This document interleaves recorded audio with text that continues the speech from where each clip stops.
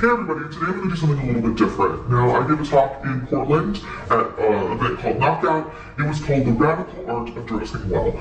Now, this talk has been really important to me. I did a lot of research into it, and also many people said it impacted them personally. So what I wanted to do today is just read that talk to you. Hopefully it will also inspire you.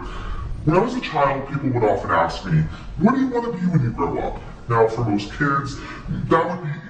A ballerina, a teacher, a cop. Well, I wasn't a normal child, not a normal woman actually, but back then I responded simply, I want to be a Renaissance woman. Maybe it's because Danny DeVito had just done that movie called Renaissance Man, or maybe it's because I'd gone to the museum and seen some Renaissance artwork, or maybe it was just because from an early age I knew that I was meant to be a diverse person. So here I am today. A technologist, a marketer, a world traveler, a YouTuber, a fashionista, a dancer, a plus-size advocate, and a very proud dog mom.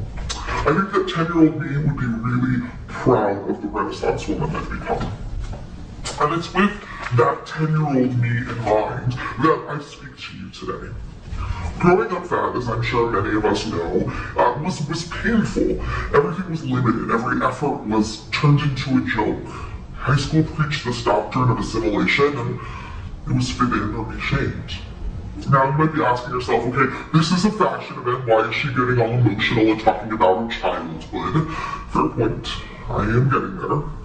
Just bear with me, for many of us in our younger years, wearing the right clothing wasn't just about being fashionable, it was about being accepted. In middle school, I very clearly remember being so upset that American Eagle did not make these green corduroy overalls that all the cool girls were wearing and had. Let me just interject and let you know that those overalls were absolutely hideous, and just a good indication of how far people will go to fit in, because in 1997, my entire high school looked like a bad version of Teddy Ruxpin. And like, we were proud of it, it was terrible. Ridiculously tacky or not, these overalls were a barrier to acceptance I could cross. Because I was fat. I didn't even have the option of looking like a blonde, cool-ass fat Teddy Ruxpin. I would have looked awesome. Instead, I wore pleated khakis and I looked like your Aunt Doris. I had a bowl cut, seasonal sweater vest, and oversized plastic glasses. Thanks, Mom. I remember in high school going to Abercrombie and Fitch, and at the local mall looking for the biggest shirt I could find. And it wasn't just about the size on the tag. I was like a pro. I could find the biggest shirts, size XL, I would size them all up against each other, and then I would basically plop down my $50 after I manhandled the shirt enough to know that it was for sure the biggest one in the store, and I would go home to complete an overly complex cultural ritual of stretching this shirt out. I would take my arms and do this, I would step on the hem and pull it up, I would do anything to get this shirt to fit. I would just to manipulate it onto my body. And when it did fit, oh, I was so proud. But it looked terrible. Like awful. Like some weird adult baby trying to wear clothing made for a child, like it was something, it was weird.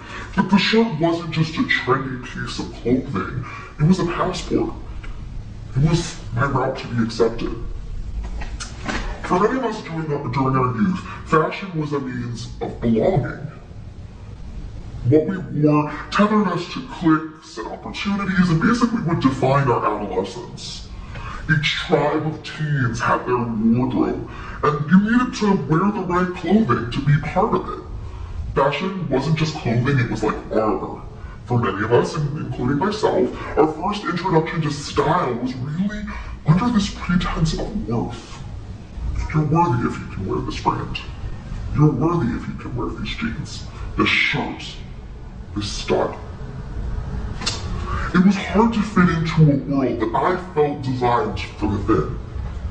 It seems society had arbitrarily decided that a woman past a certain size was basically left to be a stylish blob who only wanted to cover themselves in like couch cushion florals, black shapeless smocks, and themed holiday garb. And I don't know what it is with holiday garb, but like plus-size people have holiday garb on lock. Like if you need a light-up sweater with like tons of sequins for pretty much any holiday, we got you.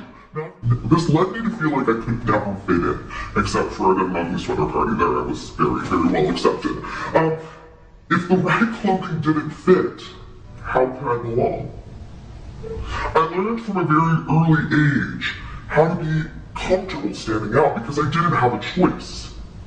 Because society had decided for me that my weight made me unworthy of fitting in.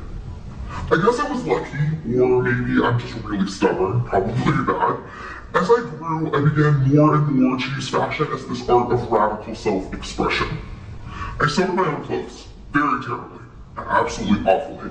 I also would make my own prints. I would take t-shirts and I would draw with paints. I would wet down toothbrushes and do all kinds of fun little things. I did whatever I could to define and create my own style with what limited skills and resources I had. I remember once I went for an entire semester wearing a pastel set of sweatsuits because I wanted people to know that this is what was available to me. These were my options as a plus-size woman. This is what I could easily get. I wanted them to understand it wasn't easy. I was radically expressing my demand for more options. And they just happen to be very comfortable as well. However, a lot has changed since I was 10 or 13 or 16. The internet's exploded, and now we're exposed to people all over the world. And gender identities are no longer just male and female, and we're becoming more complex and fluid with every pretty much thing that we describe ourselves with. We've seen an increase of races, religions, and body types in media. And as a result, we are living in this amazing time where for the first time, fashion is starting to be celebrated as a form of self-definition, not social assimilation. Once heralded as the way to fit in, we're now celebrating people that stand out. The boy who chooses to wear a dress to school, the woman who chooses not to wear a bra, the girl who proudly wears her hijab. They've all been celebrated this year. Gone are the pushy logos, the little horses, the flags, the surfboards, and all of the designer names. Instead, a sense of self, individuality, and bravery are what we celebrate in youth fashion. In the past years, I've also seen an increase of plus women being celebrated in the media. My only disdain is that this celebration is usually framed in the concept of how a fat woman fought back. Plus-size women always seem to be framed in the context of their oppressors, not in who they are. I find myself being caught in this quite often. I was on vacation when an image of myself went viral. I was enjoying the pool with some friends, and it turned into a debate about my health. It wasn't until I fought back against those shaming us that the article was picked up by several news sources, including Vogue. But all I could think about when all of this was going on is how I longed for a day when a plus-size woman standing up for herself wasn't front page news. It was what was expected. People can still be cool, especially when the alternative, being kind, forces them to reassess how they see value.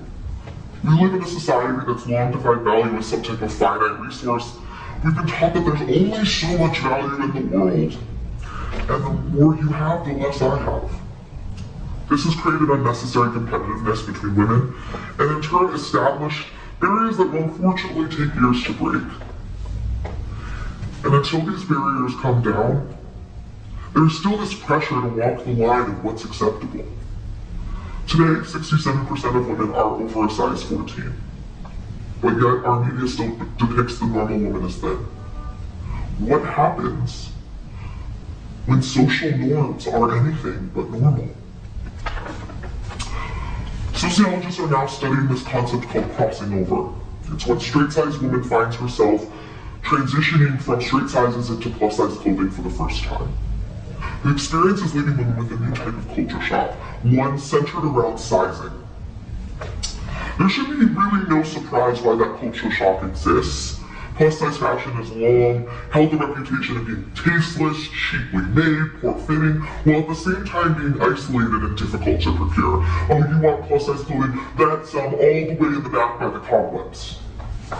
Furthermore, plus size fashion has long held an innate obsession with flattery, or the concept that what is worn by a plus size woman must be done to hide the individual and their fit. These newly plus size women often experience an immediate sense of devalue as they transfer from many easily pleasing accessible options to a perceived few unsavory and difficult to procure choices. Plus size fashion is still, by many people, perceived to be just a collection of loose, shapeless sacks, and even though the industry and community has drastically changed, it still exists, that viewpoint, that being plus size means you can't dress well. That's where you, and me, and pretty much everybody else who's watching this, becomes very important.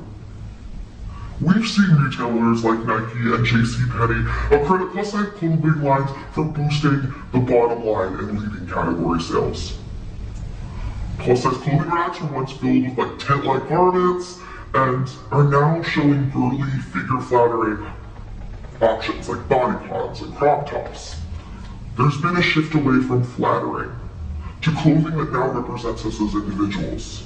It's not perfect, but it's come a very long way.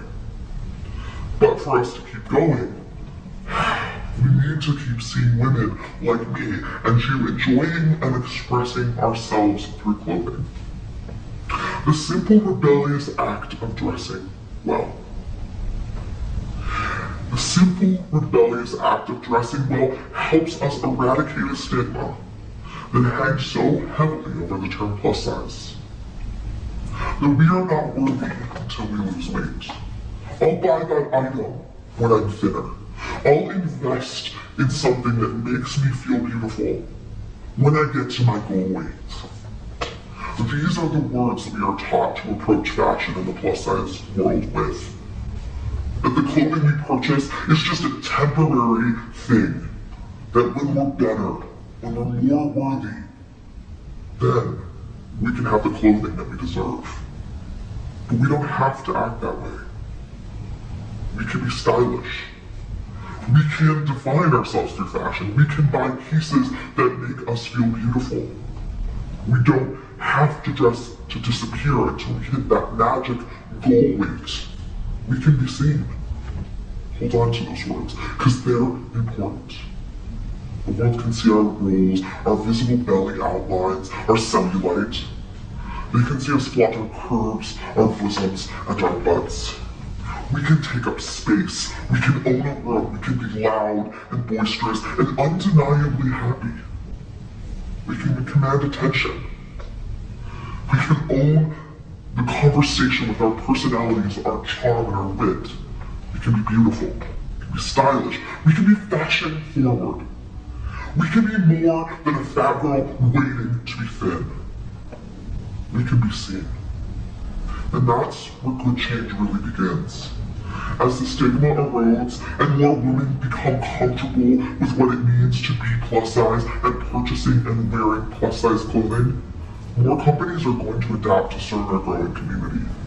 It means more options for plus girls, more money for businesses, and simply everybody wins. But there's a deeper message buried in all of this. Let's go back to my high school self and let's look back at the girl who would do anything to fit into an Abercrombie t-shirt. What if it didn't mean something to be plus size?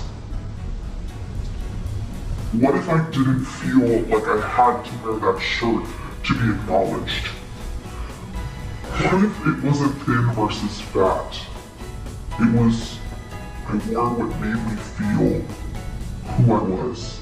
Good job getting out there. What if it was just a girl wearing something she loved and felt expressed who she was? What if she just wore something that made her feel good? I can't help but wonder and think back. What would she be wearing? I look at myself now, I look at the way I dress, the passion I have for clothing. And how every day I approach it like it's this thing, like I'm gonna get dressed. And I get to tell my story every day. Whatever that story is in that moment, I get to create.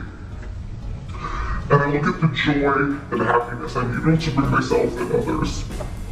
And I think about where I was when I felt confined and controlled by fashion.